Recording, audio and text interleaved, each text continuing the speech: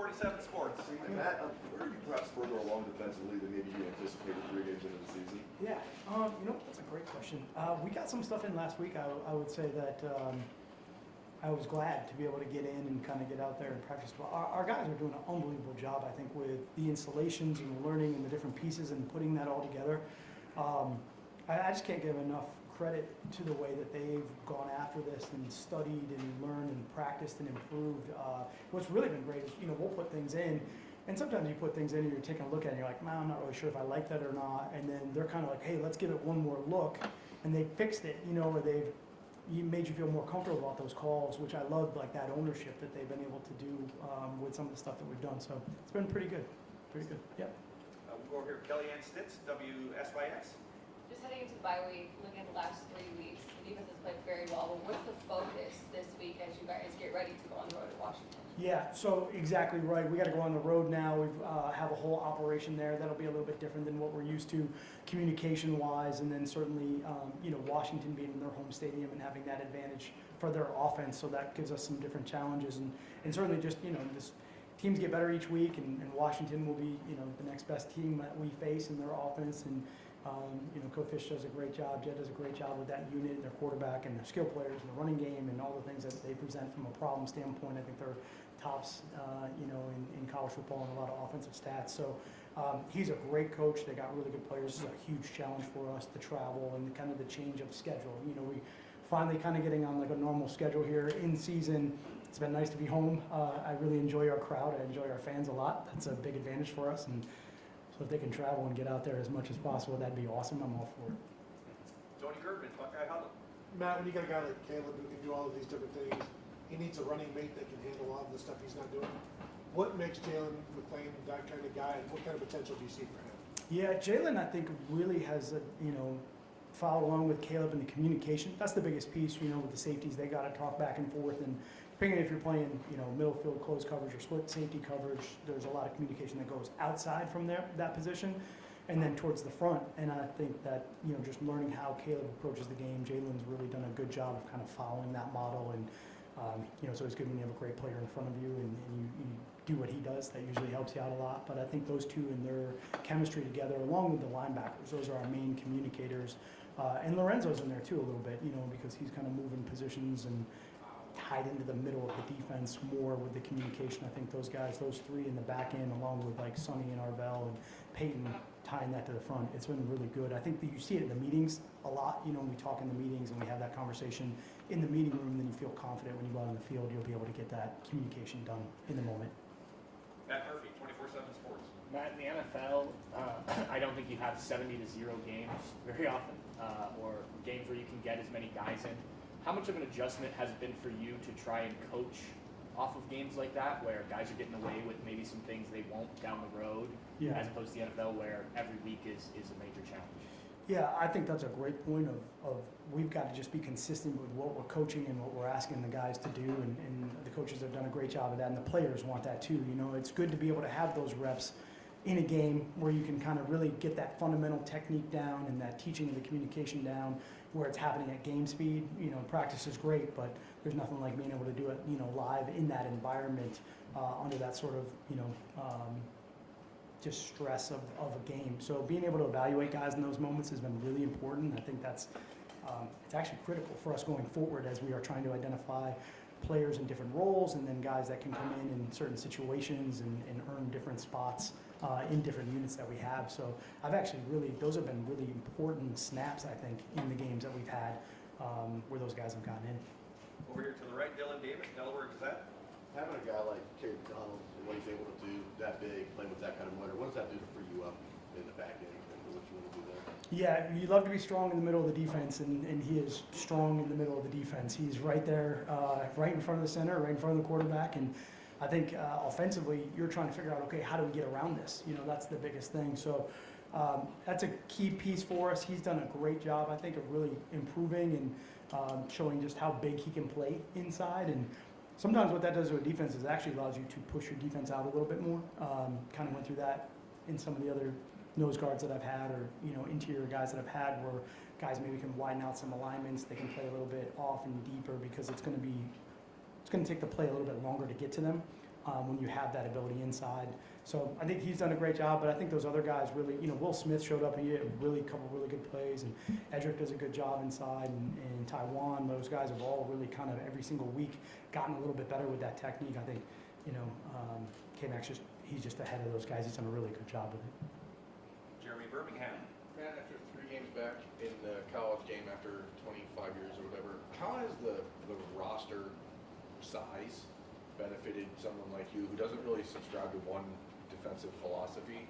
How valuable has it been to just be able to tinker with any variety of formations or players that you want? Yeah, it's been fun having that many pieces, that much depth, and we have young guys in those positions too, but being able to put out different sub packages or different base packages and put some of those guys in those positions has been really good.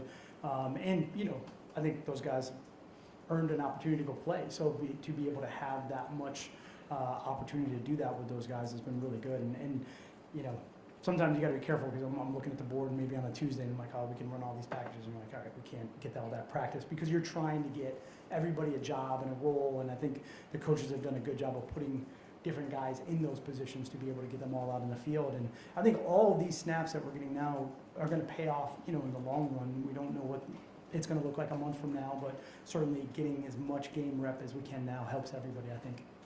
Bill Rabinowitz. Well, we've talked to you since the beginning of the season. What went into the decision for you to stay on the field as opposed to the booth? Yeah, I've always been on the field calling the defense, and all of the coordinating years that I had. And just I feel that being down on the field is good from a communication standpoint, talking to the signal callers. Guys do both. Some guys are upstairs, and it's much calmer. It's a different atmosphere. You can see the game. You got to have great eyes upstairs, when you're downstairs. But what's interesting for me in the college game is the video.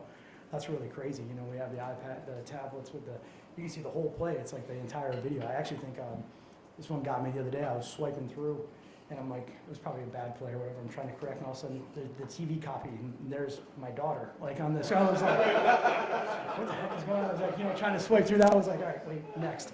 But that's really been cool, to be able to have the full play and to be able to adjust because you can really get all of that. So in the series, it's real important to have the eyes upstairs because you're kind of trying to correct as you go.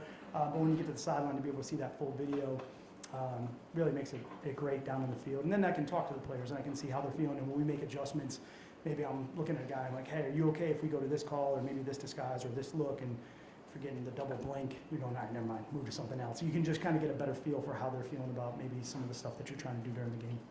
Cameron T. Robinson, the Athletic. I think there's a lot of talk over the offseason about depth on the defensive line, and you mixed up a lot of fronts. What about that group lends itself to you being able to be so creative with them up front? Yeah, one of the big things during the spring that was really good was just I was able to observe and watch the different skill sets that everyone had, and with the defensive line, Coach Johnson does an unbelievable job of coaching these guys. They all have maybe a little bit of different things they do well and things that maybe you don't want them, positions you don't want them in.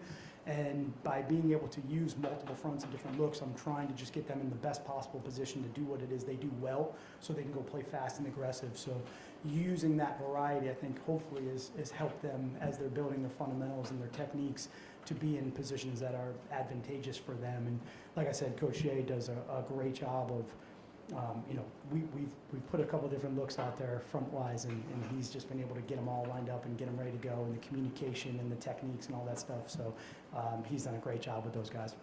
Bill Landis. Now, when you have a guy like Arvell, who, I don't know if he is your best pass rusher, he's certainly one of them, but he's also really good at being a spy. How do you balance putting him in both of those roles? And is there anything that's advantageous when the guy who can pass rush is also your best spy in terms of being unpredictable for the offense? Yeah, Arvell has a skill set that he can do a lot of things really well. Early in the game, he had a nice pass breakup too. He can run, and he's really long, so he can cover those guys. And just trying to pull a little bit of uncertainty in the offense to figure out what exactly is he doing on this play. I think that's the biggest thing that you can do with guys that have that multiple ability, on the field. Pass rush, he's certainly dynamic if you can get him around the quarterback for sure, and he's big and long and can run and chase these guys down.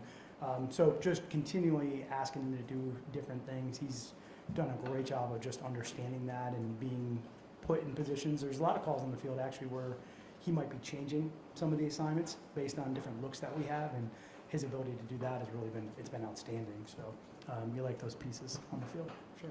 Stephen Means, Cleveland.com.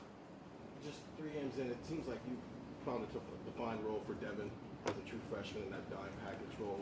Can you just evaluate what you've seen from him through those 3 games in that role, and do you feel like there's maybe room for him to be able to do more for you as the season progresses? Yeah, I think he's done a really good job of going out there and kind of handling.